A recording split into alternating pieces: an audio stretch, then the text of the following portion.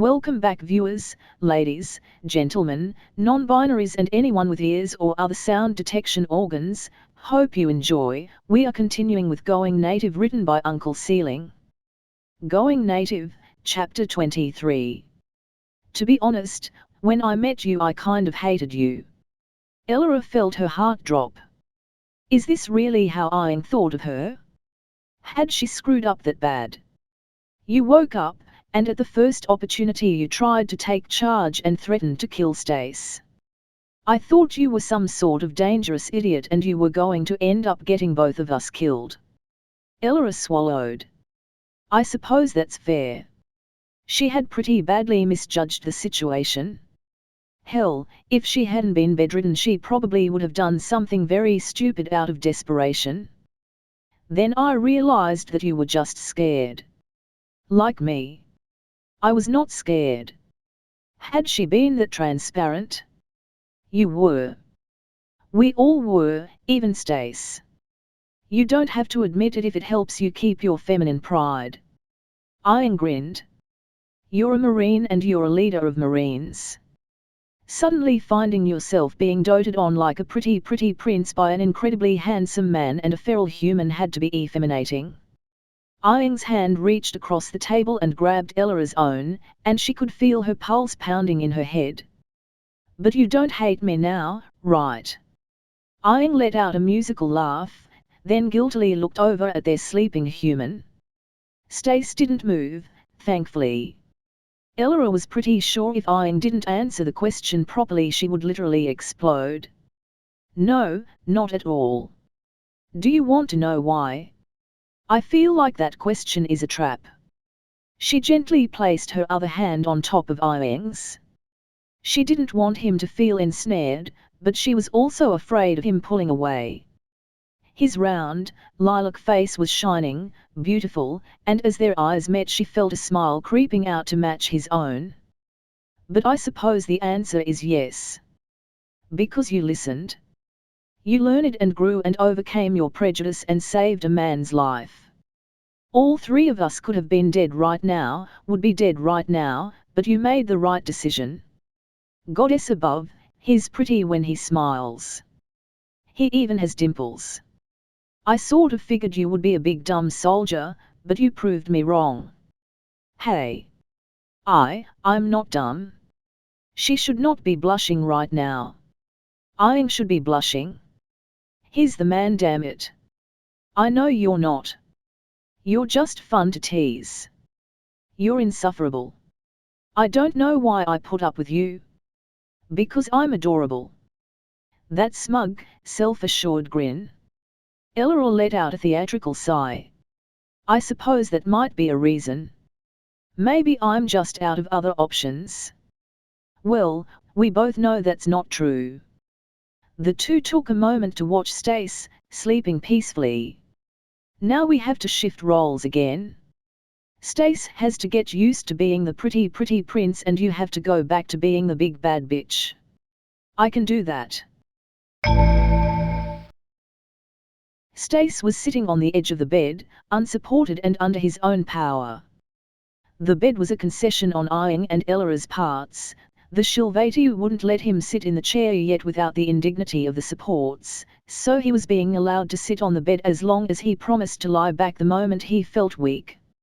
It had been 3 days since that night where his companions got handsy, and since then they had both been on best behavior. Stace missed it, truthfully, but he was uncomfortable with his new physique, or lack thereof, and the constant pain had him on edge. At least they were back to sleeping with him. That one night alone was, alarmingly lonely. He had nearly constant nightmares the whole night.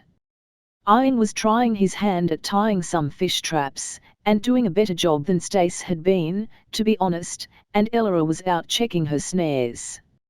After catching that hare she had redoubled her efforts to catch something else. Stace was going to have a talk with her.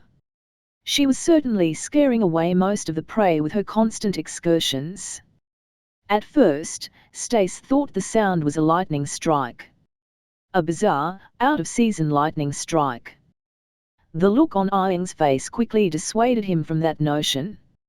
Iing. What was that noise? Ella's pistol.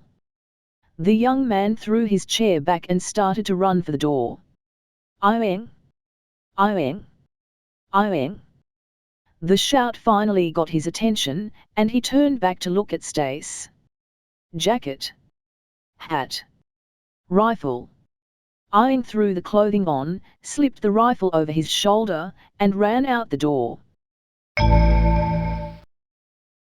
Ella couldn't see properly. Her right eye didn't seem to be working right, and if she reached up and tried to touch that area she just felt nothing but horrible shooting burst of pain as soon as her fingers got close. She tried to speak, to yell for help, but whenever she tried to move her mouth or tongue the pain was even worse.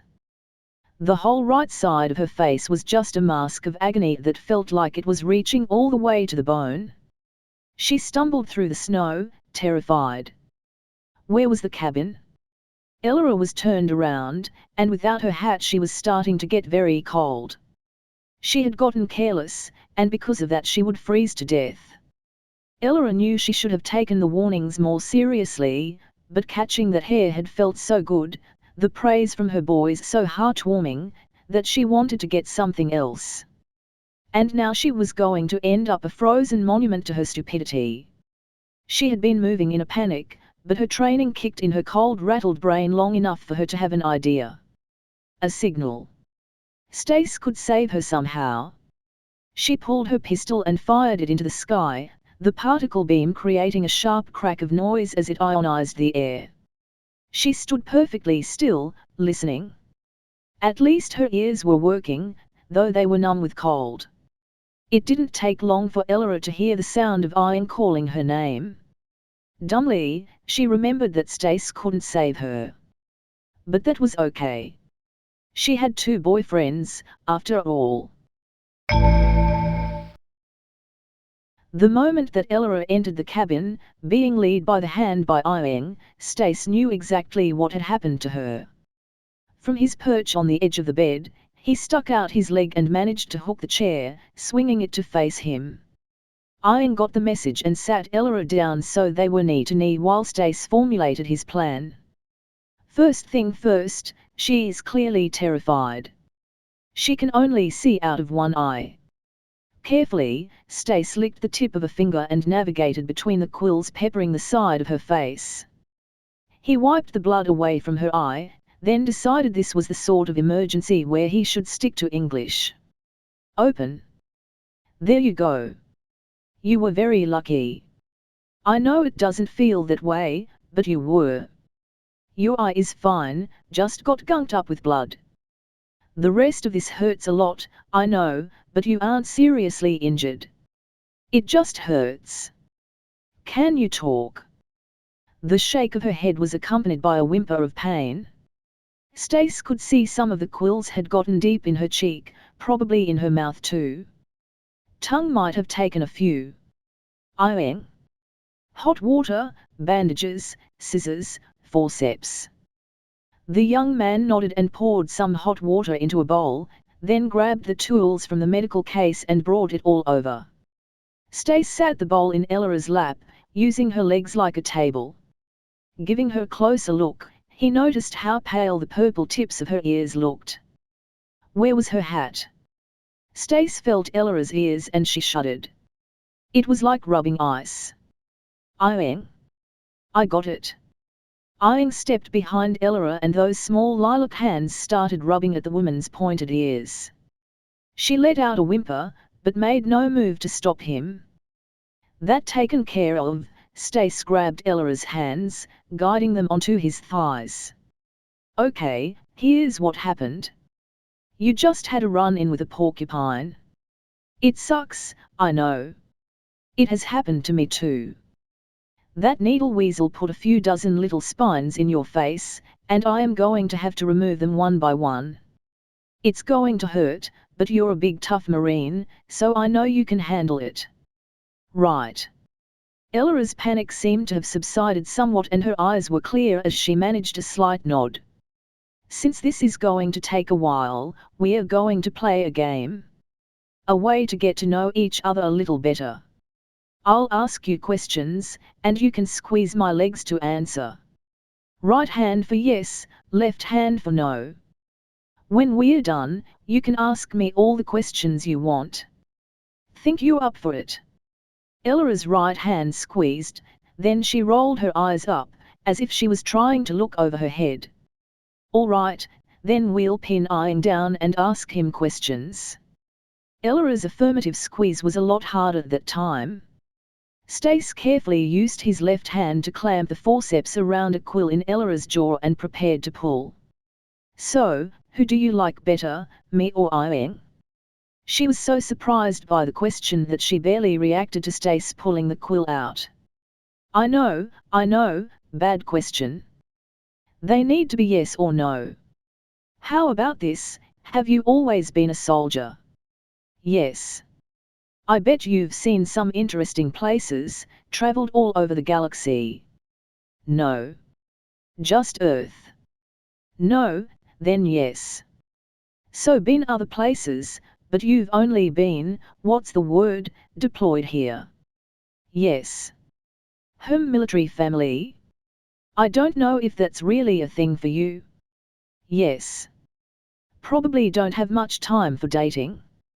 No, squeezed almost immediately. I was surprised when you told me that Ian is married, but it wasn't an issue. Do you have someone out there waiting for you to come home? A pause, then a soft no. Embarrassed that I keep asking you questions like that. Hard yes, and a bonus blush for Stace to see. Want me to stop? While Ella thought about it, Stace dipped the corner of a bandage in the hot water and wiped off the area on her jaw and cheek. It was peppered with little oozing puncture wounds. Finally, he felt a gentle no. As long as I'm making you uncomfortable, how about this, are you two doing well? I overheard some of that conversation the other night, but I couldn't understand most of it and didn't want to interrupt. A chorus of quick yes squeezes. Congratulations.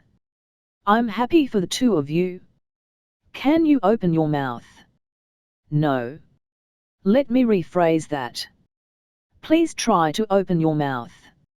Ella obliged, letting out a little groan of pain as she did so. Okay, this part is going to really suck. You must have had your mouth open when he got ya.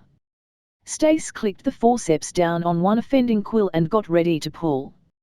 Do you want me to take the floor tonight so you and Ian can have some fun? The question seemed to shock her so completely that Stace had no trouble pulling out one of the quills pinning her tongue. Is that a yes? Ella finally squeezed both of his legs. A maybe. Yes. More pulling? All right, mouth open, head back, tongue out. I want to check the roof of your mouth. The Shilvati's tongue came out and kept coming, extending down past her chin. Stace was flabbergasted. That's, wow. He could feel his face heating up. He had gotten so used to having the two aliens around that he had forgotten that they were, well, alien. At least Ella seemed to be just as embarrassed as he was. His view framed by her tusks, Stace inspected the roof of her mouth, then slid in the forceps and gave a quick yank before she had a chance to react. Ella let out a yelp and her mouth slammed shut. All right, that should do it. Feel around with your tongue, check for any I might have missed. Feel good? After a few moments of fiddling around in her mouth, she let out a quiet yes. Stace let out a long sigh. All right, hard part is done. Just a couple dozen more and you'll be done with your time as an amateur pincushion. You need to keep holding still, so is it okay if we keep playing the question game? Yes. Stace got ready to keep pulling, giving a quick glance to Ian, his fingers still rubbing the woman's pointed ears gently. Are your ears warm yet? Yes. Do you want me to tell Ian to st no? Fair enough. He glanced up at Ian and gave the young man a wink. Ian responded first with a smile, then by leaning forward and showing off his own inhumanly long tongue, running its rough surface along the top of Ella's pointed ear. She shuddered and let out a moan, which turned into a yelp as her movement twisted the forceps right as Stace was preparing to pull.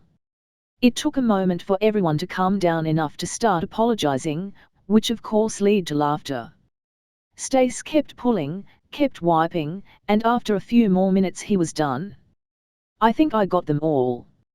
I am going clean off the last of the blood. Let me know if you feel any stragglers, okay? Yes. Stace carefully finished cleaning her face and neck with the warm, wet bandage, the now impatient Marine tapping out a ditty on Stace's thighs. He inspected the constellation of punctures peppering her face. The bleeding had mostly stopped aside for a little bit of oozing. Wasn't too bad at all. All right, you're due. Stace found himself on his back, flat against the bed with Ella's lips pressed against his. He could taste the faint coppery tang of blood as her tongue slipped into his mouth. Her long fingers were holding his head tight, her body pressing his into the bed, and Stace couldn't have pulled away if he wanted to. He didn't want to. Ian made a polite cough, which did nothing. Another, louder cough managed to get Ella to finally decouple her face from their human. You're getting blood all over the bed. Oh shit. Ella rolled off Stace and stood up. She hadn't, in fact, been getting blood on the bed. Just on Stace. It was not a sexy look. You're not going to get a kiss from me until that heals up and you clean, Stace. Unlike our human, I am not feral and I expect to be treated properly. Ella seemed properly chastised. And once you are healed up I deserve a kiss at least as good as that one. After all, I went out there and found you. Now she was grinning, which would be a lot cuter if it didn't make all those little holes in her face scrunch up and ooze. Ian reached down and grabbed Stace's arm, hauling him back to a sitting position. How do you feel? Huh? Oh. Good. He looked dazed. You have blood all over your face. He handed a length of bandage to Stace, who just held it for a few seconds before finally wiping himself at least a little cleaner. Ella, what exactly happened to you? Stace seemed to know. I was checking tha trap then there was she seemed to realize how silly she sounded and stopped. Stath, if this permatheth. What? Am I gonna alwath though like this? What? If my toog? Ella finally noticed Stace's grin and gave him a light backhand to the chest. The poor guy lost his balance and ended up on his back again. Athole. You will be fine. Will take a day or two. Ian could see that. When he was in school, one of his classmates had gotten her tongue pierced and for the next week she sounded hilarious. Ella had the same thing happen unintentionally. It would probably be an interesting couple of days. From the bed, Stace held up a pad for Ian to take. The black and white picture it displayed showed a fluffy little face with a cute snub nose and tiny eyes. It looked adorable.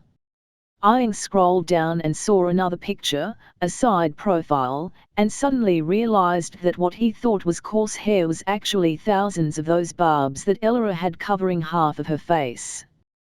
What is it called? Porcupine. And can we go out there, smash its head with a rock or something, then eat it?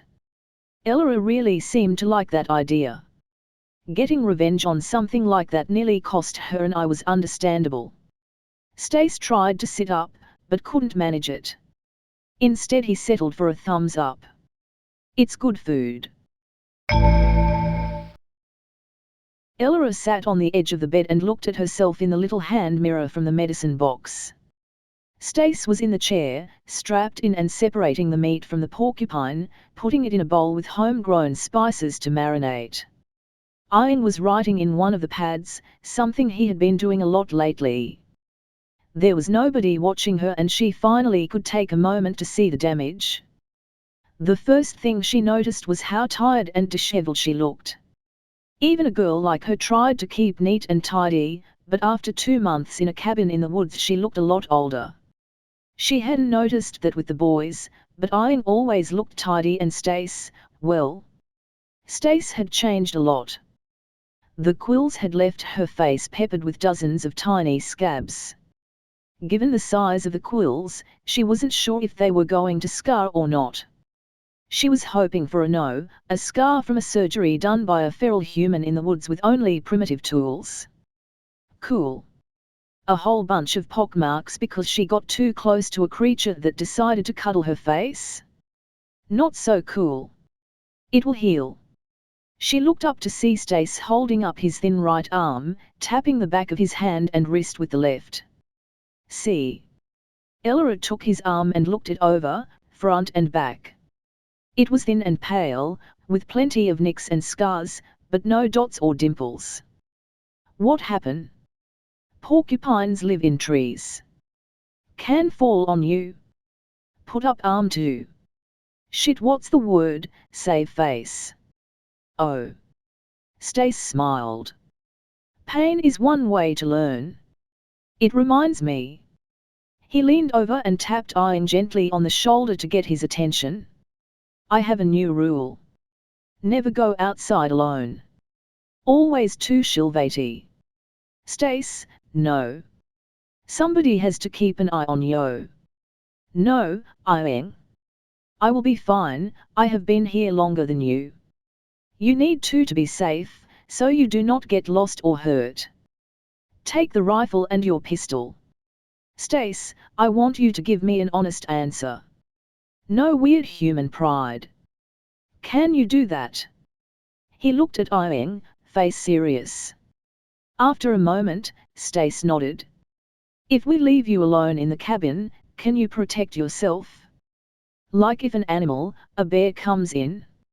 Or there's a fire? Are you capable right now of taking care of yourself? At least the human gave both the shilvatey the courtesy of thinking about the question, scrolling through the tablet and formulating a reply. No. If there is a bear or a fire, I will die. Life has risks.